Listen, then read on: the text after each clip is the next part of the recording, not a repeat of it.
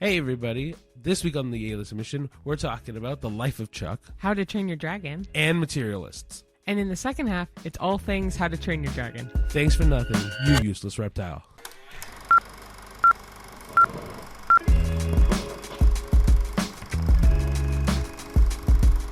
Hello everyone. Hi. Welcome to a new episode of the A-List Mission. Yes, hello, welcome back.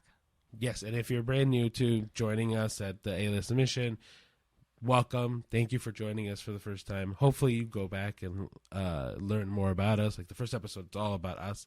But yeah, so for this past week, some personal things that happened to us are... We had our anniversary. Yeah. Yeah, so our wedding and our first date anniversary because we didn't want to remember two dates. Yeah. Life hack to all those people starting relationships out Yeah, there. literally. Because I've had to tell people, like, oh, when's your anniversary? I'm like, oh, June 10th. And they're like, oh, for like, and I'm like, yeah, no, June 10th, flat, For period. both. Like, But yeah, so Cheyenne and I have been together for 8 years. We've been married for 4. yeah.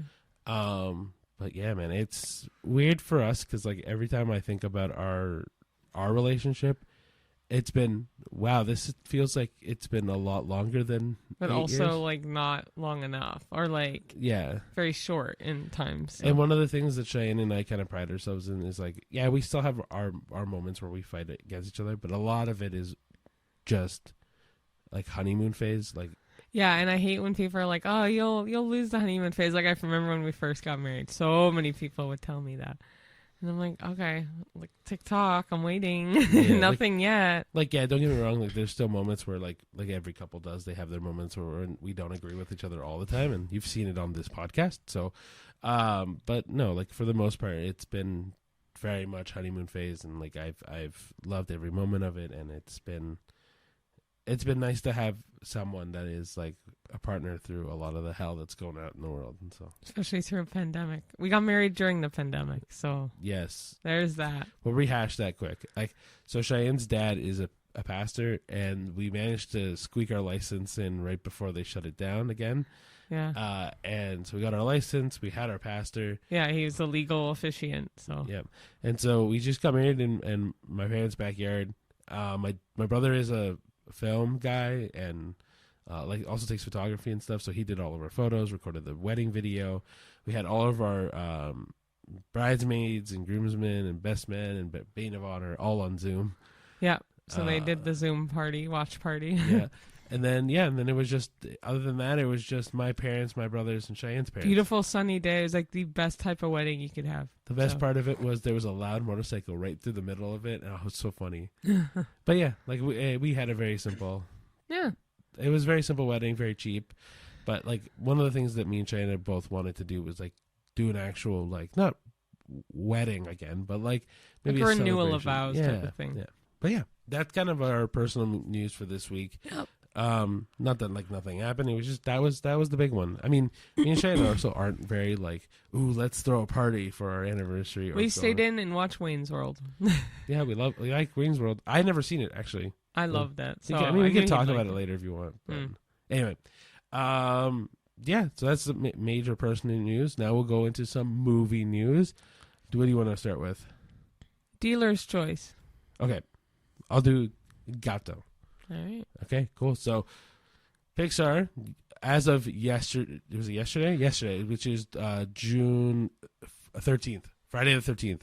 Oh yeah, true. Yeah, they announced, or Pixar has announced, they're doing a new Pixar movie called Gatto, which is by the same director as Luca, Enrico Casarosa, and it takes place in Italy again. And But it's a black cat. yeah, it's so yeah. The whole movie is about Nero, who is indebted to a feline mob boss and has to forge himself with an unexpected friendship, and that will lead him into maybe finding his purpose in life.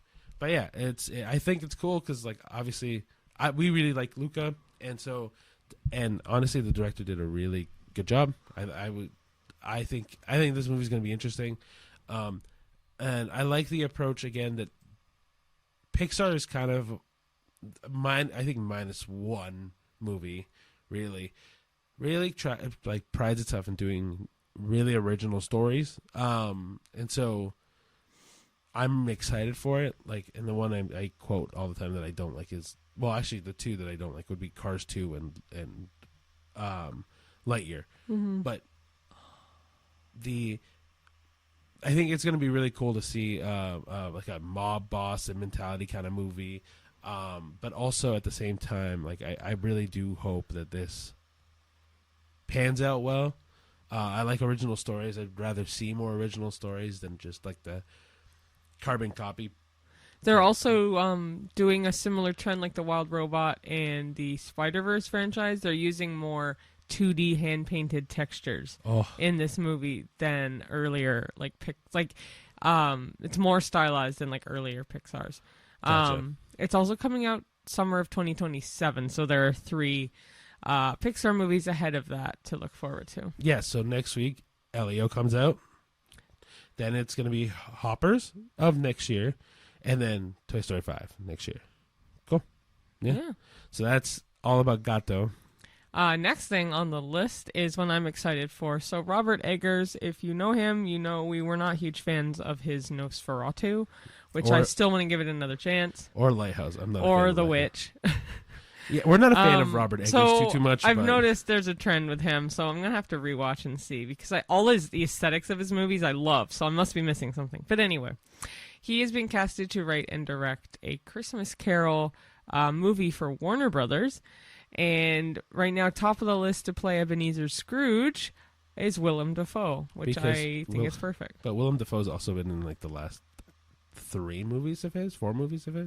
Oh, true, but also he just seems like he gives the aesthetic of a perfect Scrooge for me. I agree. I do agree with that. Yeah, right? That's what I mean. But I've never seen The Lighthouse. I've heard from you it's like it's just full of symbolism. But we've also started the Northman. Have we? Yeah, it's the one with Peter Skarsgård. Oh, yeah. Yeah. And we weren't a fan of that one either. So like I don't not to say that Robert Eggers is a bad director by any means. He's really good. It's just his movies don't cater to our style. That's all. I could be wrong though, but I love the aesthetic of his movies so much. So what am I missing? But I don't mean aesthetic, because aesthetic, we like any kind of aesthetic. Yeah. Like we'll sit through any kind of aesthetic. It's the way in which he tells a story is the way that I have an issue with. That's a personal thing. Like I know for me, I can speak for myself more. Like Lighthouse was way too chock full of symbolism. It's the same thing with this Jake Gyllenhaal movie that also did this, and it drove me nuts. What was it? The Jake Gyllenhaal movie? Nocturnal Animals? Was it Nocturnal Animals? Which, no. Also, with Robert Eggers, though, he has 2 movies that he just came out as being part of the crew. I don't know if he's directing or not, but he's going to be doing a medieval werewolf movie called Werewolf, so WERWLF. And he's also going to be making a sequel to Jim Henson's Labyrinth, which I could see him doing too because it's dark fantasy. So I'm curious to see. The Labyrinth one I'm interested in. By the way, the movie that I was thinking about with Jake Gyllenhaal was called Enemy. But it's... Oh, that's weird. Yeah, I have issues with movies that are like just symbolism. It's just because for me, like I can't...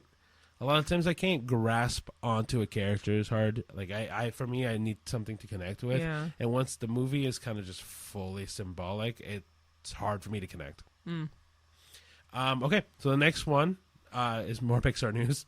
Yeah. Is Pixar's Incredibles 3 sets its new director and confirms Brad Bird comes back as writing it, which is great because like Brad Bird directed the first 2. He's also I can't remember, who does he play in the movie? Does he play Edna? Brad Bird? Doesn't he play Mr. Incredible? He might play Mr. Incredible. No. Anyway, while Cheyenne is looking up that for me, yeah, I really like it because Brad Bird has been so incredible in writing these stories, and honestly, in Incredibles 2, as much flack as it gets, I think it does really do a good job. Well, I know that. Side note, I do know he plays Edna mode. You can keep talking, but Okay, I do know he plays Edna. Okay, so anyway, but yeah, like I think keeping on the same director, but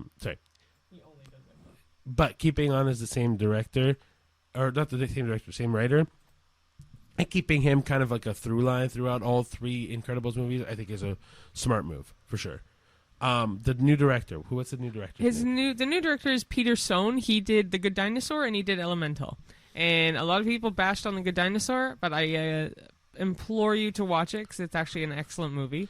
And Elemental, also a great movie. So I'm happy that they got someone who's just as good as Brad Bird, even though Brad Bird is amazing. I mean, and I imagine because Brad Bird is still going to be an integral part of this team, that those two will have a conversation as to kind of co-direct it, not really co-direct it, you know what I mean? Like kind of influence Peter Sohn to go into directions that he thinks his characters would go into, right? Well, Brad Bird also chose Peter Sohn to do it. Perfect. So, that makes it very easy. Because he's a longtime collaborator with him, but he has to essentially carry the torch over. So no, Peter. Then I'm happy that Peter Sohn's doing it.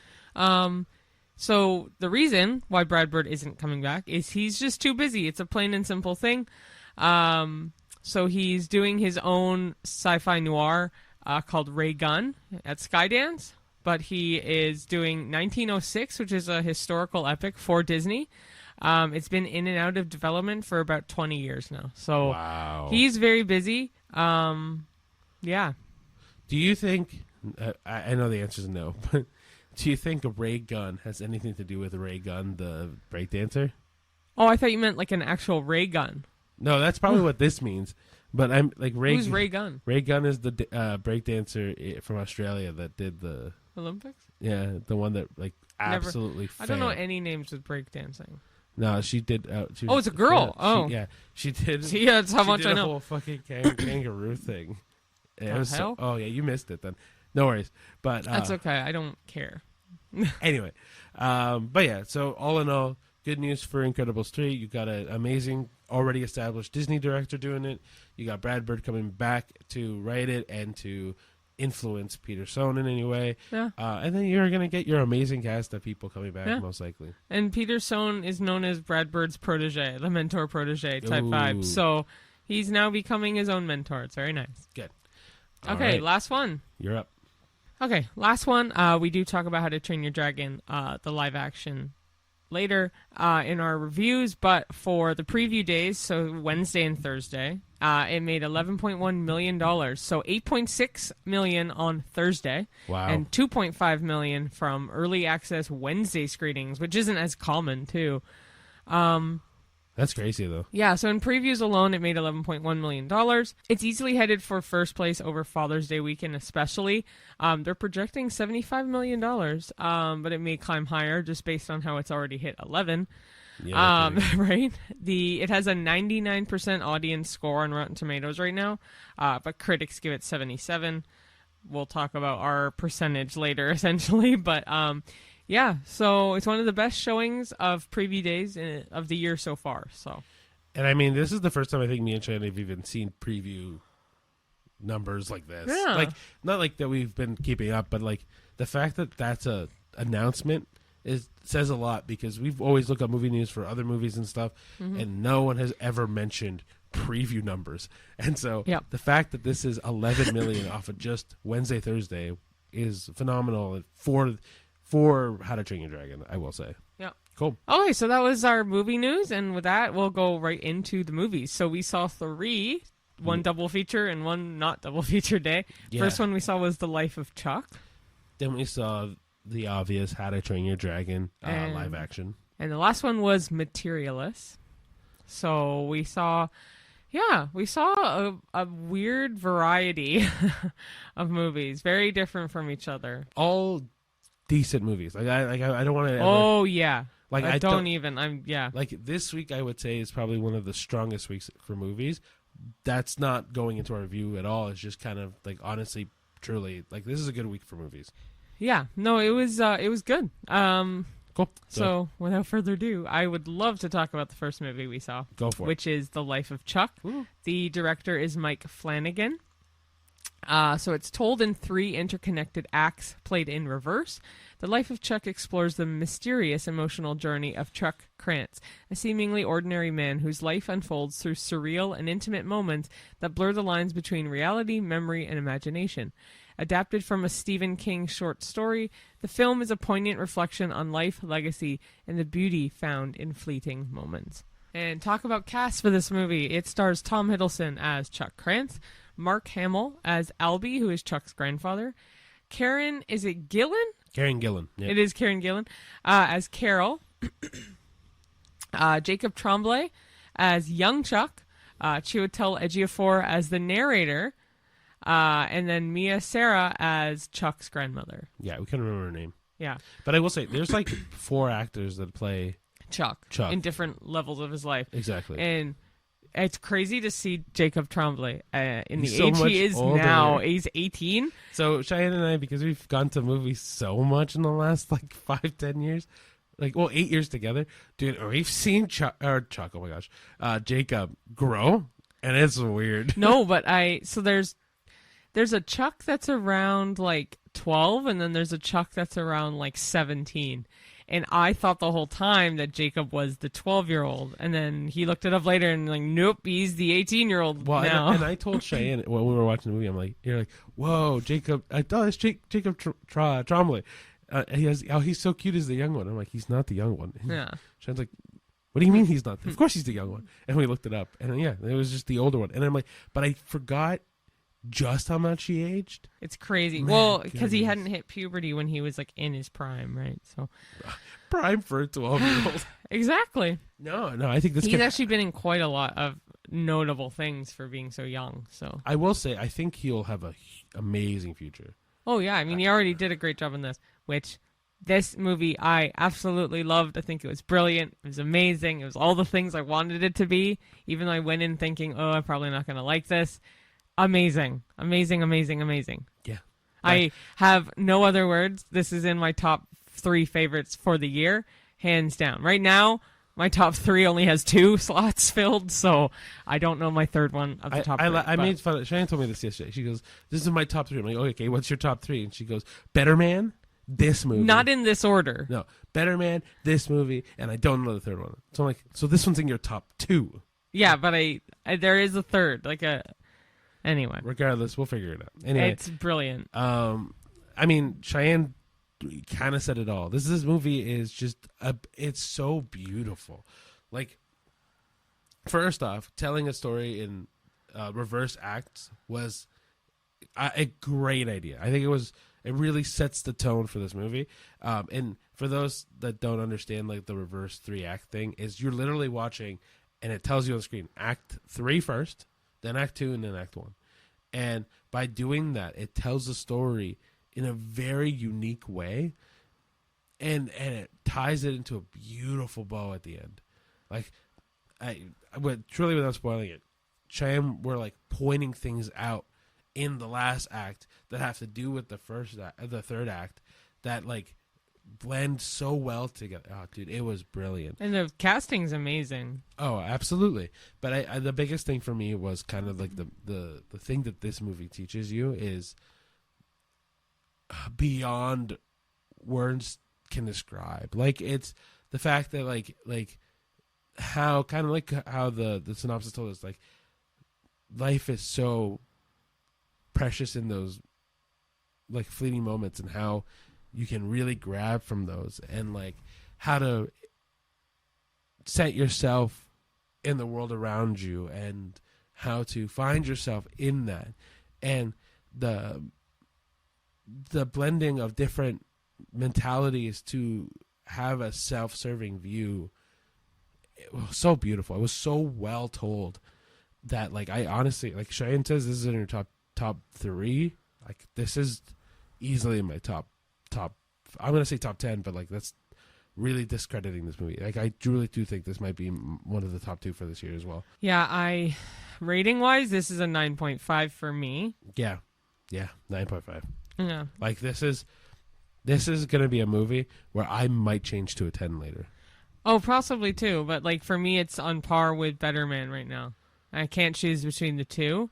But I love this movie. It is brilliant. It's one of those movies where, like, I check the time when the trailers finish to see how long the trailers would take, but not once did I check my watch to see what time the movie was. I was just so enraptured by this movie. I didn't want to know the time. I didn't want it to end. I just wanted it to keep going. And I love Stephen King's novels and his movies based on his novels, and this was no exception. Yeah, I think this movie could have gone for another 2 hours, and we would have been okay with it. Yeah. And yeah, it's just gorgeous. It kind of leaves a few unanswered questions for me at the end, but it's like you don't care. Like I understood the movie. I think me and Shay, I did a little bit of like, oh, can you explain a little bit more of the story? Like, I just Googled it, just kind of like get a sense of it. And yeah, there were like, if Reddit is great for answering some questions like that.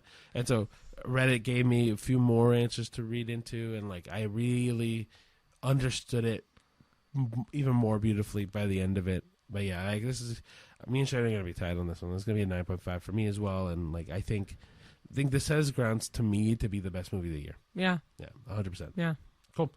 All right, so now we'll go to everyone's most anticipated movie of this week, which was How to Train Your Dragon, the live-action version. So the director is either Dean Dubois or Dean Dublois or Dublois, or yeah, it's just because it's spelled Deeblois. You said Dee.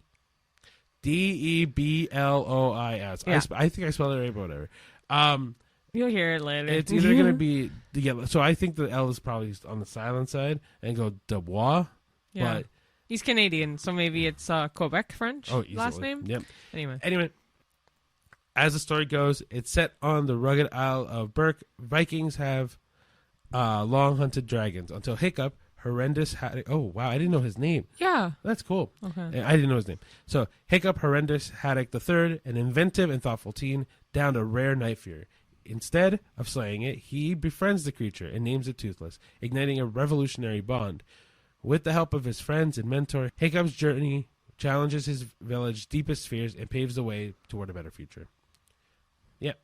So that, if anybody was wondering, it's literally the exact same synopsis as the animated one. So Mason Thames plays Hiccup. Nico Parker plays Astrid Hofferson.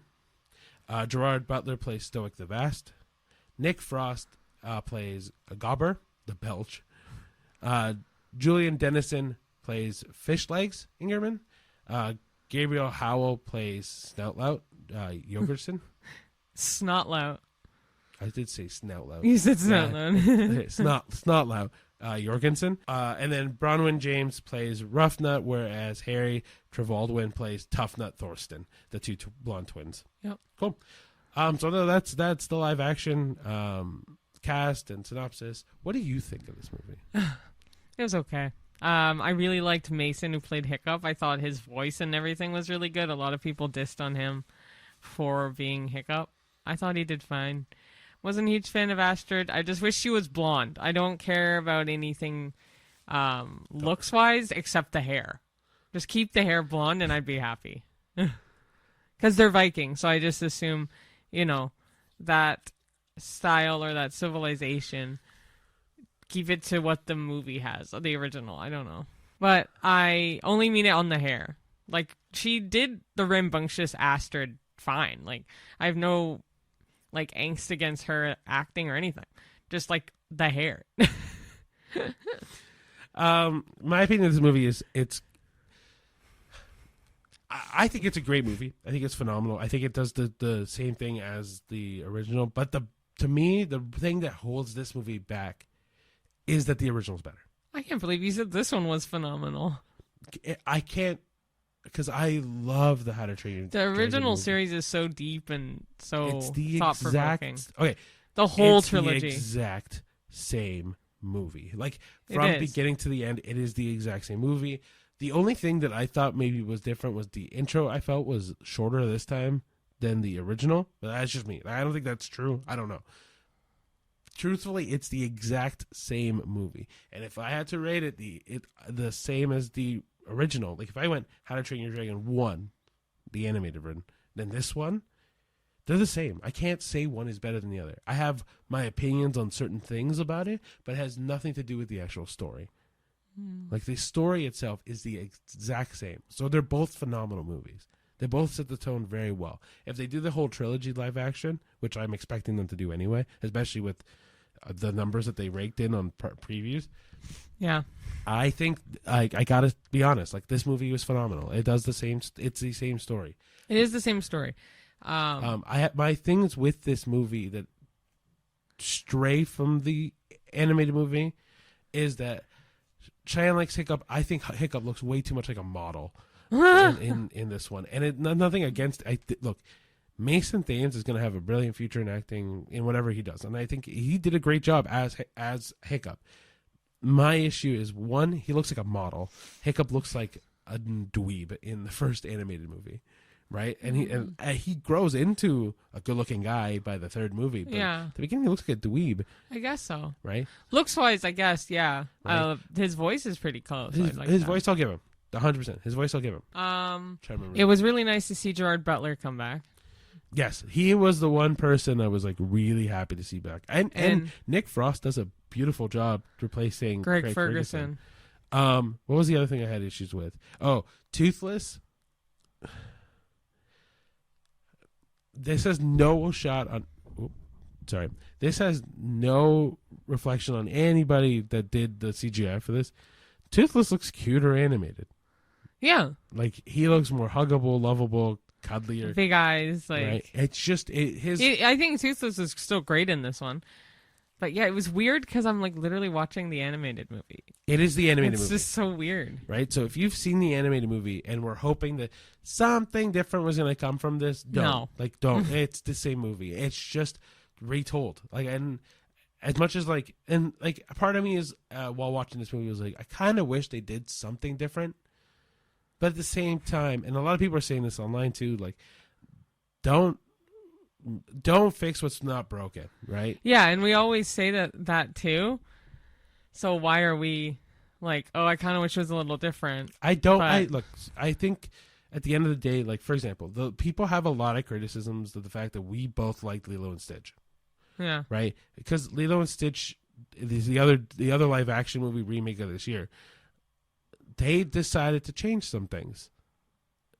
And people are hating the change. I think, honestly, like, some change is good, not all change is good, right?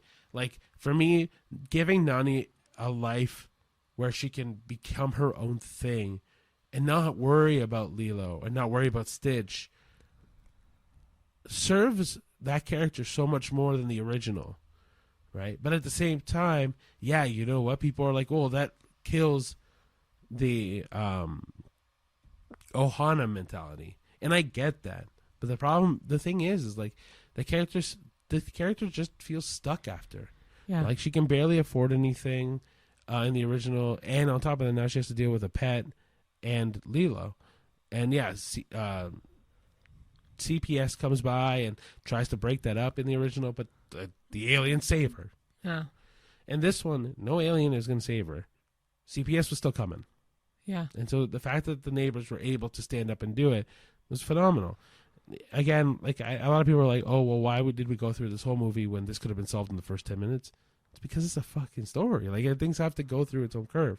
In this movie, it's the exact same. Like, but in the same wavelength, there wasn't much need to fix anything in this movie, right?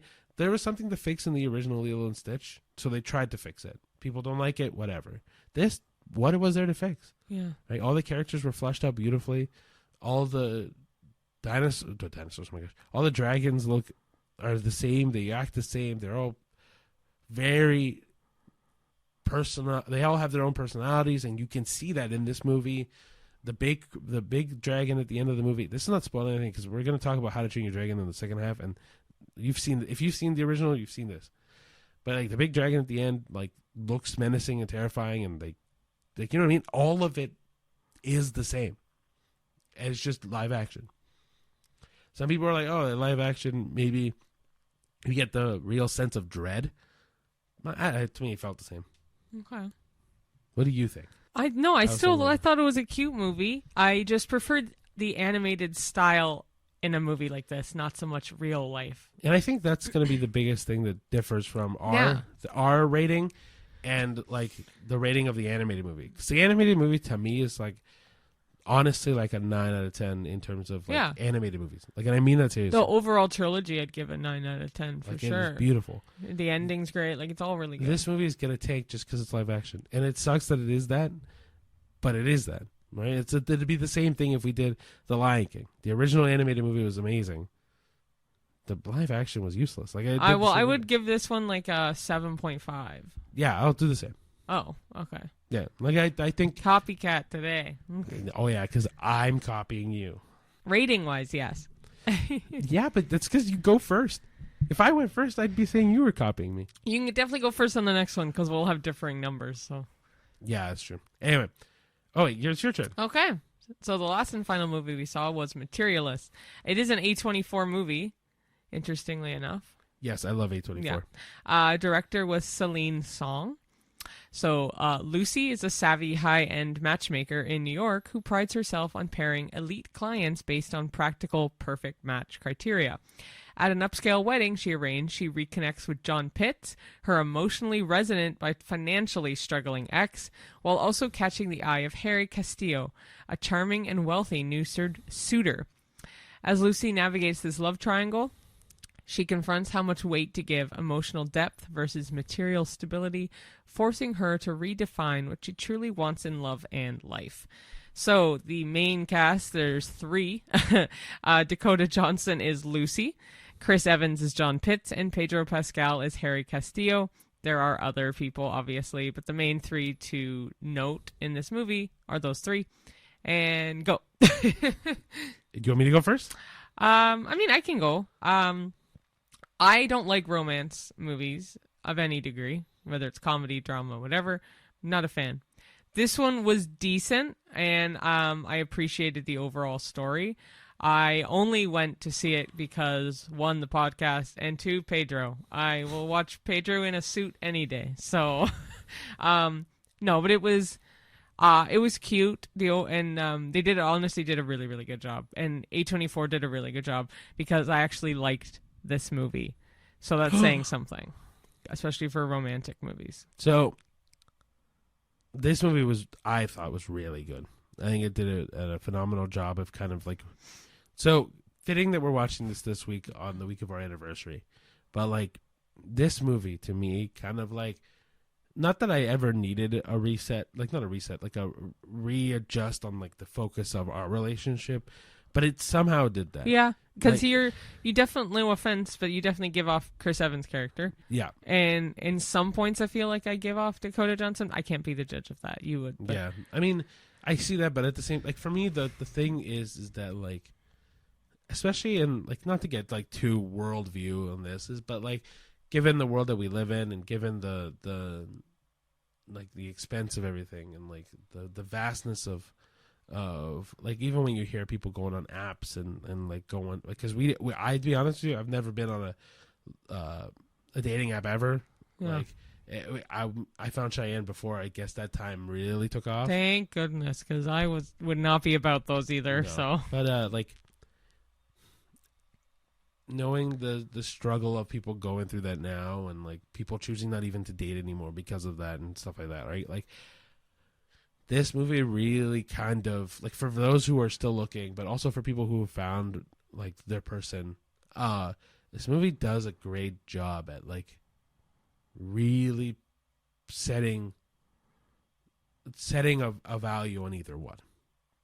It's a good movie, man. Like I think this movie does a good job at like people who have found love, like know why they found love, and then people who are with somebody now that they're not sure about. This movie kind of sets forward what is important in life and how to approach life, and what are you looking for, or like are your criteria crazy expectations to set on people, or is it, and why is it all just material shit? Like, are we looking at someone that is 6'5" and going, yeah, they're immediately better than someone that's 5'11"?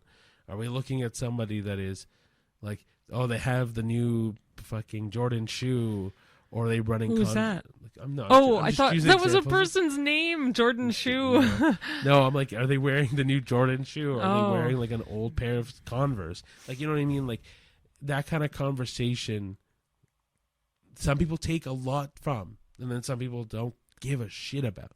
So it's like this movie does a good job at kind of putting both on a spotlight on both, and you making that decision. Yeah, going back to your thing about 6'5", 5'11", because people see us sitting, so we're all basically the same height. So I'm 5'9", he's 5'8 3/4". Like, don't even give me that. I'm 5'8". Let's just say I'm 5'8". Yeah, he's an inch shorter than me, but with his really tall hair, you'd never notice. True, that is fair. Yeah, but at least for me, on a woman's perspective, height never really was a crazy thing for me because I was already tall. So I didn't really care if a man would have been 5'7" or 6'2". Like, I didn't really care because I was kind of in the ballpark of both heights, and it didn't matter. Yeah, but I've met people that are taller. Like, I have women that are 6 feet tall that want a man that's taller. So yeah. Like, oh, I need to be with someone that is 6'11" or 6'5", 6'11", like in that, like a lot higher. So a basketball player. Sure, but like, that's what people want, right? Like, and I don't blame people for wanting what they want, or like setting their expectations lower. It's just at the end of the day, what are you looking for, right? Yeah, and also like in this movie, Pedro checks all the boxes off. Without spoiling too much, we're gonna leave it at that. Yeah, at face value, he checks all the boxes off because she's a matchmaker, remember? So her perfect match criteria. He's very handsome in this movie. I will say he is very attractive. But I think he's both of our celebrity crush is Pedro Pascal. I will say, like, Chris Evans also looks really attractive in this. Cheyenne thinks he's not as attractive. I don't think he's as attractive. In this, I thought he was cute. But I really, no offense to him, I know he's from Boston. I don't like his accent or his voice in general. It just sounds a little too gritty. And I don't mind husky voices. I don't know. Something always has been a little off with Chris Evans for me. Great actor. Obviously, Captain America, he was brilliant. So like, I think Captain America is what swayed you against. Probably, because it's so Boston accent. But like, Again, saw this movie because of Pedro Pascal. He didn't disappoint in terms of he's just a pretty person.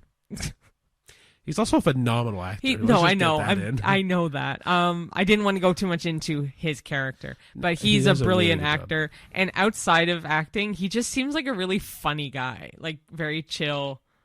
Just yeah, I don't know. What would you give this then? I have a number in my head, I think. We were talking about this in the car because he loved this movie. I did really like it. He cried when he got to the car. Yeah, I did. I'm not ashamed to say that I cry at emotional movies. But again, Chris Evans is an emotionally resonant yes, ex. I'm not arguing that. No, I know. I think this movie deserves either a 7.5 or an 8. Oh, okay. So we are going to do the same. I was going to say an 8. Yeah, I'm not saying this is a 9. The way you talked yesterday, I think it was really good. I think it was really like affirming. I think there's still things in this movie that are like a little boring. So I'll give it an 8 because I gave How to Train a 7.5, and I think this is just a little bit better. Okay, we'll do 8. But and also I will say, going into this, I only really saw Dakota Johnson in Madam Web, which is not the best thing to see her in. No. I didn't need to see the 50 Shades series to get the gist of her because I don't think that's fair to her to base her acting off of those movies. I think that's fair. I think that's a good assessment. Right. And I thought she did great in this. I thought she actually did really, really good. I loved her fashion sense, her aesthetic, the way her mannerisms. I thought she did a really good job. So credit to Dakota Johnson because, going into this, I wasn't like a huge fan, but I didn't know her enough to be a good judge of that. So I will join you on that though. Like Dakota Johnson, before this movie, I honestly thought she was not that great of an actress. Well, she even makes light of Madam Web now too. So, well, I mean, Madam Web was a trash dumpster fire that can burn in hell forever. Like, it's a terrible movie, and I mean that seriously. It is awful. But like, this movie, honestly, justified how Dakota Johnson acts and like her presence in life and everything. Like, honestly, I thought she was kind of this like stuck up kind of person, especially after like Madam Web and everything. I was like, you can't act. But this movie kind of was like, okay, I'm wrong. Clearly, I'm wrong. You can act very well. Yeah, and if you are a fan of romance movies, this is great because it has some comedy, sure, but it's not a rom-com. It's more of a romance drama, and it's not boring or sad or anything like that. Like, it has its sad moments. Sure. But overall, it's a really strong movie about life and love. I think it's really, really well done. I agree. Yeah. Apparently, though, Celine Song is like a famous writer for love movies. Really? Me and Cheyenne had known nothing about this. The only reason why I even bring it up is because when we finished the movie, there were people behind us talking about Celine Song. Oh, really? Yeah. Oh, I didn't even catch that. And I'm like, oh, I don't know who this is, but okay. Well, let's see. Oh, she's done 2 movies. So After doing a little bit of digging. yes. The 2 people that he heard in the background are full of bullshit because she's only done 2 movies. Well, one movie. This is her second movie. Her directorial debut was for Past Lives, and that only came out in 2023. So this is her second movie, but she was the writer and director and the producer of this movie. So good on her. But yeah, we should mention this is the second Canadian. Director. Sort of, yes. She's born in South Korea, but her citizenship is Canadian, and she actually went to a very famous university in Ontario. Hey, I'm going to take her as Canadian. She's a Canadian citizen. She's Canadian to me. Yeah, okay, perfect. But yeah, I don't actually know where the other director's from anyway, so I can't say anything. Oh, Dean? Yeah. I'm not saying so Dean is based on the last name. We are assuming he's from Quebec. But regardless, he's Canadian. I'll take him as Canadian. He is from Quebec, so yes. Okay. So because I know he's also the director from the animated movies, man, phenomenal director. I'm really happy he's back doing the live action ones. I didn't realize he was in. Okay. Well, anyway, we're way off the beaten path.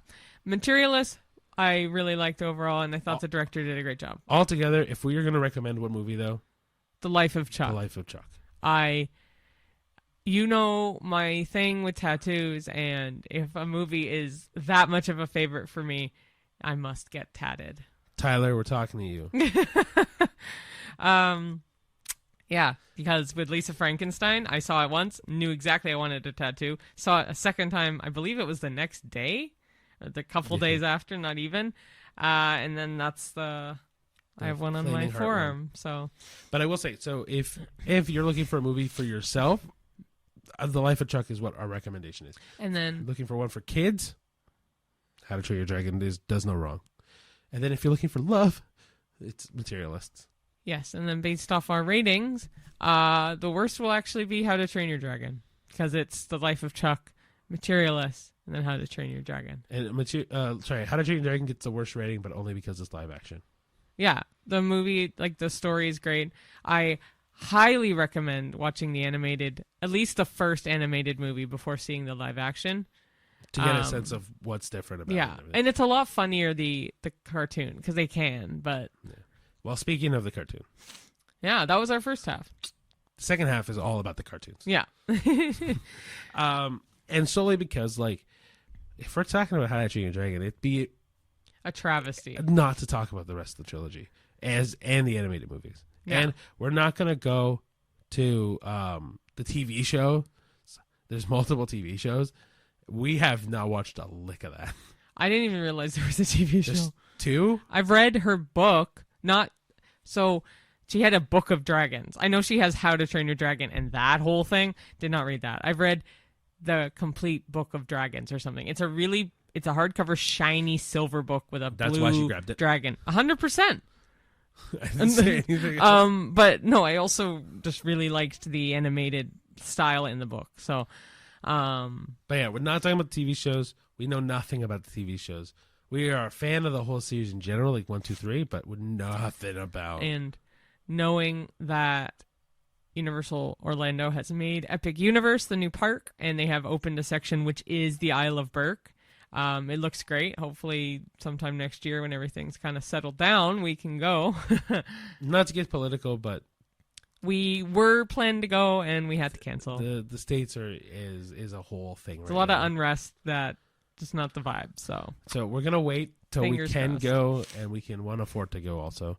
But yeah, we really do want to go. We also want to go see like the monster section. Huh. What's it called? No, there's an actual name for it. Universal's like the Dark classic Universe. movie. Dark Universe, like the classic movie yeah, monsters. That's also what I was trying to get to too. But then they also have the Super Mario, which I'm super excited for. I don't know how you feel about it in particular. Super Mario? Meh.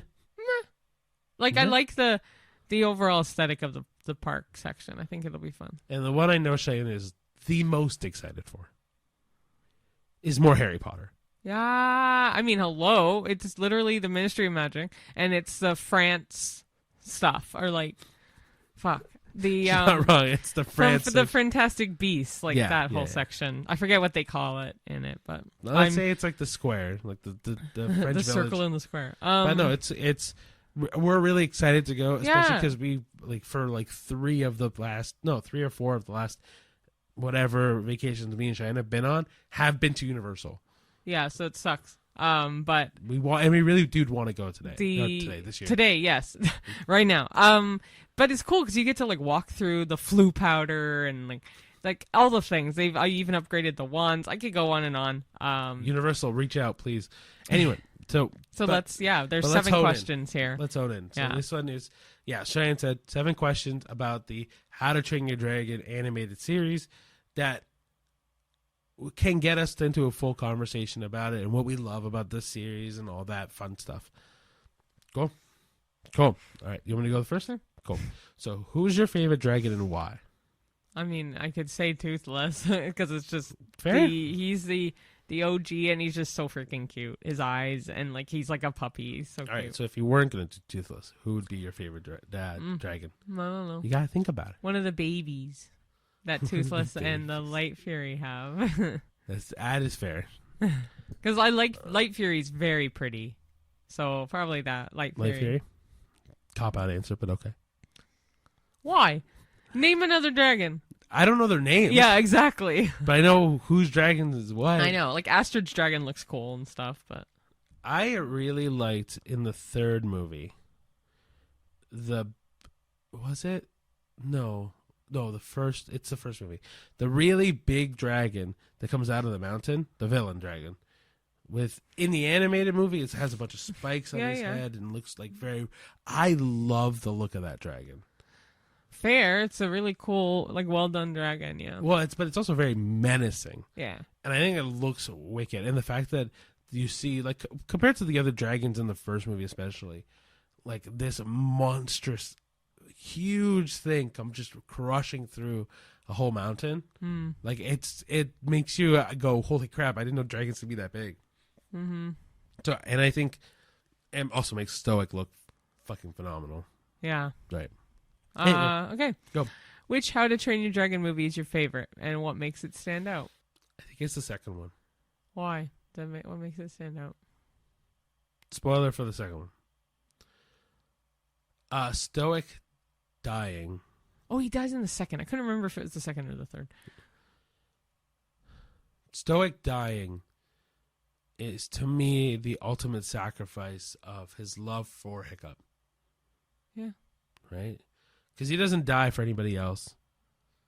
And even though he has his wife back, because the wife comes back. But that was a nice thing, too. He had his wife before he died. That, too, right? He had his moment with his wife. Oh, you're so close. Volca? Volca. I think it is Volca. But yeah, for me, it was like, for him, it was a no-brainer. It was him or his son, and he wasn't letting his son down. And the emotional weight of that movie in general is like, oh wow, Hiccup's mom is back. So you get that first, and then you get the, oh my gosh, so now they're back together. This is great. Hiccup's gonna have his full family again. To the guy controlling Toothless into shooting and killing Stoic. It sets the mood for the rest of the movie. But man, to me it was like, it was truly everything in that moment. Because that movie then, it literally felt like my heart got ripped right out of my chest. But like that movie, it builds and it really shows you, because like the first movie, Hiccup loses his leg. But this movie, you get a lot of loss, and a lot of immediate loss, and a lot of like, what's gonna happen? Whatever happens next will define Hiccup as a character, and the movie does it so well. Like, it really ends that that movie perfectly to set up Hiccup to be such a good leader. And he is. Yeah. And like the ending's great. Like the final scene of the movie, he's literally essentially looking for Toothless and like on the boat, remember? That's the third one. Yeah, the ending of the whole trilogy. Oh. It's great because like, will he find him? We don't know, but he knows he's in the hidden world. He does find him. Yeah, I guess so. On the boat. Remember? Oh, yes. But what is your favorite movie? I would have said either the first one or the third one. Because the first one, I'll just go with the first one just because it's the thing that started everything. So That's fair. that's what makes it stand out. Cool. What's the funniest moment in the franchise? I know I already said the last question. Fuck it. What's your favorite moment in the funniest moment? Go for it. You know your answer. Mine more. is, well, you led with the intro. He's like, thanks for nothing, you useless reptile. And it's the way Jay Baruchel says it that is the funniest moment for me. Because his voice is just funny anyway. But I'm so glad they kept it in the new movie. That's not a spoiler, but like that quote is in it, yes. It is. I'll admit it's probably one of the funniest scenes that come in that movie. But man, I can't think of one that's funnier than that. There's a lot of good ones. So I mean, you could just say that one. So I'm gonna stick to the first movie anyway because, because we just watched the How to Drink the live action one. The first movie funny moments are more hitting me now than the other two movies. But the one that I could think of is the one where Gobbert goes to Hiccup and goes, "You just need to change all of that. Or you just need to change this." Yeah. And he goes, "You just gestured to all of me." Exactly. Yeah. You just can't be you. That's a good... It's one of those moments where you're like, wow, you're such an asshole. That's a good one. That's a really good one. Yeah, I don't know. I like the other one was like, it's the other moment that's the same as that one is when Gobbert goes to Hiccup. That he goes, it's not. He doesn't hate your exterior. It's just the interior he can't stand. Who does he say that to? Sorry. Same thing. Gobbert to Hiccup. Oh. And it's those moments where you're like, Gobbert just doesn't know what to say to Hiccup. So funny. I would say like if this question was who's the funniest character, yeah, Gobbert wins hands down. Yeah. Yeah. Gobber or the kid. Yeah, I was gonna say the kid who always hits on Astrid. Yeah, what's his name? I don't know. Is it? It's not Snoutlout. No, I think it isn't Snoutlout. It is Snoutlout. It is for 100%. 100% it is. Okay. Yeah, 100% it is Snoutlout. But yeah, anyway, like Snotlout, by the way. I know. I keep saying Snoutlout because it rhymes. But Snotlout, I think he's also funny, but in other ways. Yeah. Cool. All right, I'll read the next question because you read two in a row. How do Hiccup and Toothless evolve individually and as a pair throughout the trilogy? Oh gosh, this is too much of a deep question for me. It's early. I mean, they both grow up together. They each find their true love. They both have kids. They are like the band of brothers. Like they grow up as brothers through everything. And when it's time for them to part, they Hiccup has the common sense that, yeah, Toothless, you need to go be with your own kind. I need to be with my own kind. We'll always be there for each other, whether we're apart or not, you know? Yeah. That's basically how I would have answered that too. Like the thing is, like, when they both bond together, it matters so much at the beginning because they both learn from them, right? Dragons learn to trust humans and humans learn to trust dragons. Yeah. And then from there, you get to see this relationship start, but truly go from learning lost together to going to learn how to be a leader together, to learning how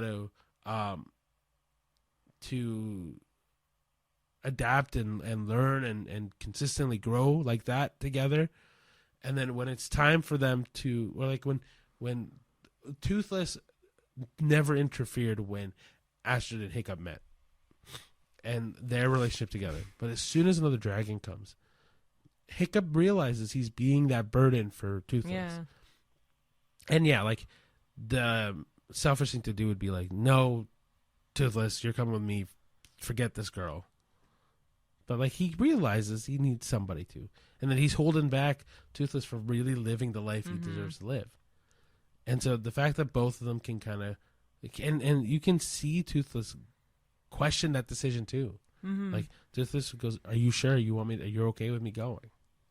Yeah. And it's so beautiful when that part happens, because even when they go back together, it's just as beautiful. Mm-hmm. Yeah, it's such a good series.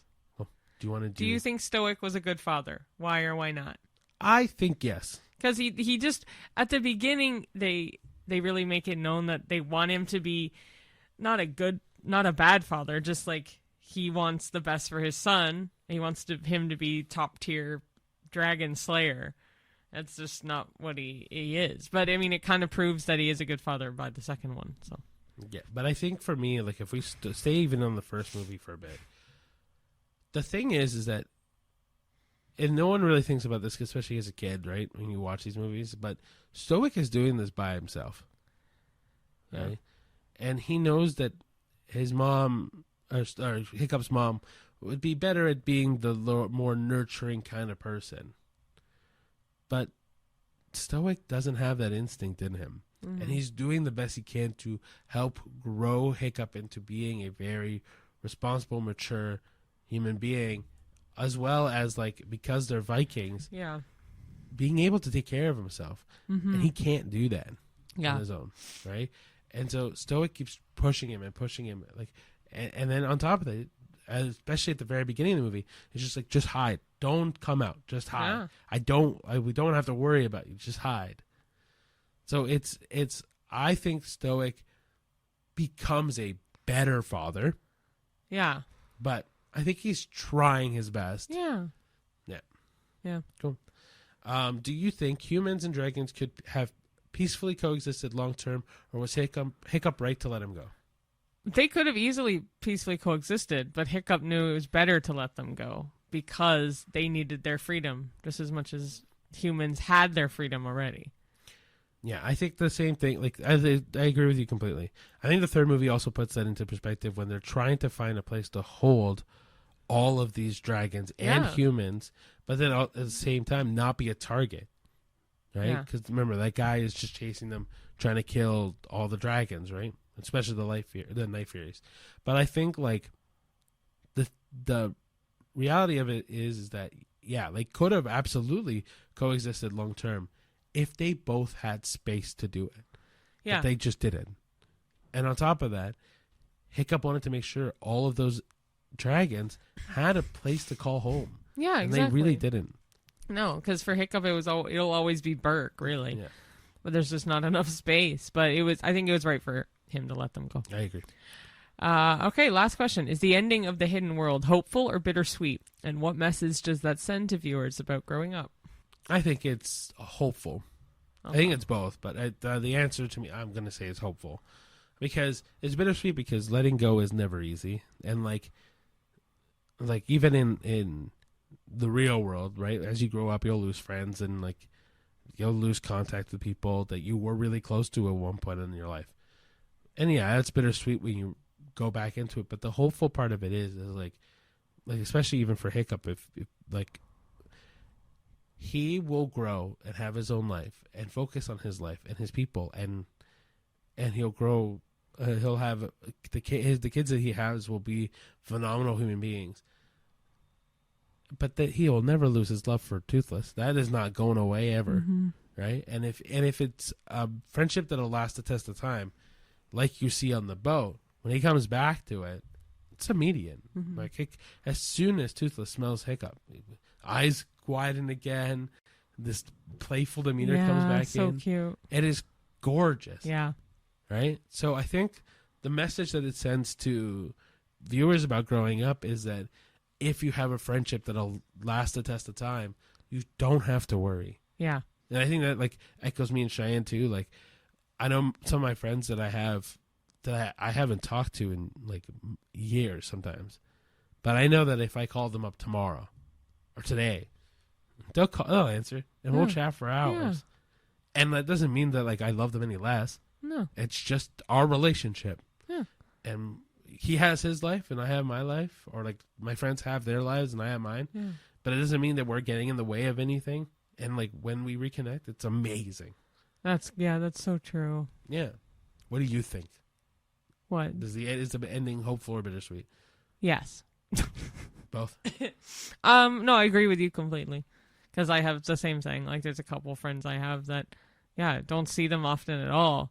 But we, like, even if we text every day or whatever. With girls, I know it's a little different. But I know they're still there. And they still look out. We still look out for each other. So it is definitely bittersweet, don't get me wrong. But it definitely feels hopeful. And it's just a brilliantly done trilogy. Yeah, at the end of it, guys, this probably didn't go into as in-depth the How to Train Your Dragon universe as we could have gone into. But I do really want all of you to... The main thing to take away from this is these movies are phenomenal. Mm-hmm. And they deserve the audience that it's gotten and more. Like, the one thing I do love about the How to Train Your Dragon live-action movie that is out now is it brings back the old animated movies to, like, people to revisit, right? Mm-hmm. Like, it's one of the movies... So me and Shane buy hard copy movies of the movies that we never want to lose, never want to forget. Yeah. And this is on that list. Yeah. Right. Same with, like, Lord of the Rings and Shrek, Harry Potter. Like, there's a lot of movies that we've collected. Jaws, we have, like, I think we have the whole Jaws collection too. Mm-hmm. But yeah, anyway, like, if we recommended any animated movie, like, along with Shrek, How to Train Your Dragon is just perfection from movie 1 to movie 3. Yeah. Like, it's to me, and I've said this before on this podcast too, is probably my favorite animated trilogy of all time. Yeah. Yeah, and it's gonna take a lot to change that. Yeah, we talked about that because I kept saying Shrek. Well, you kept saying there's a lot of movies that go past 3, so it's not really a fair assessment. Yeah.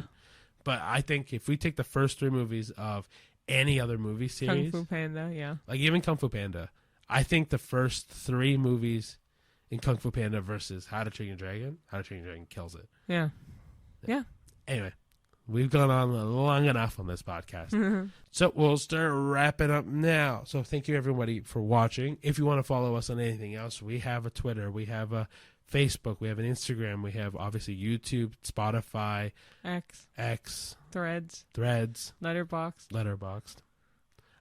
If you want to follow us on the podcasting platforms, we're on Spotify, we're on YouTube, has their podcast stuff, but we're on Apple Podcasts as well, or wherever you get your podcasts, as much as I can put it on. If you only want to follow us for short form content, totally understand. TikTok, Instagram, YouTube have their version of it. Mm-hmm. Yeah, and then, like Cheyenne said about our Letterboxd, we review all of our movies that we've seen, which is on track to going to 150 movies this year. Yeah, it's all going to be on Letterboxd with our modified review on there. Yeah, what else do we have to say? Well, just thank you for listening and liking, commenting, subscribing. Hit the rate us 5 notification stars. bell. Yeah. All that good stuff. Or rate us whatever star you want. Just let us know in the comments why. Yeah, and leave us feedback if you like it or don't like it. Thanks for listening or looking anyway. Yeah. And until next time, we'll see you at the movies. We'll see you there. Bye. Bye.